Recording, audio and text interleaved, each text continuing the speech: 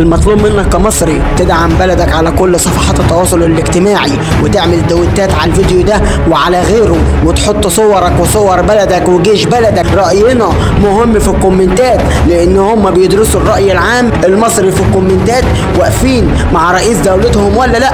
حتى لو انت مختلف مع الراجل ده في موضوع الاقتصاد وغلاء الاسعار، الموضوع دلوقتي يا جماعة في حرب وفي كارثة. وكلنا شفنا رئيس الجمهورية بسم الله ما شاء الله وقف قدام نتنياهو وترامب بكل الجيش المصري وقال مصر والتهجير خط احمر. فالمطلوب منك تحط صور الرئيس وكل الناس كمان. الولد علاء عفروتو منزل اغنية لجمهورية مصر العربية جديدة للرئيس اسمها دور حرب، تخش تحط صور رئيس بلدك عليها وتعملها في كل مكان وكل التواصل الاجتماعي، تعرفهم ان احنا رأينا في الاغاني وفي كل شيء مهم يوصل لهم. جهزوا لي عشان هتدور حرب، جاي ادور في كله الضرب. لسه يا ابني ما جاش لا على الارض اللي في يوم يعكر لي مزاجي. اخوك حمله ملجم الكلاب، ما جاش مره وعدى للي خاب. يلا اكشن دور الحساب، هي خالصه انا هبت مني كلها جامده وكرفه على الحالات. ان قلبها قوي لو مات اوعى تنسى انا لسه على الثبات. لقبوني بزينه الشباب، عفرات نزل كله يعتزل.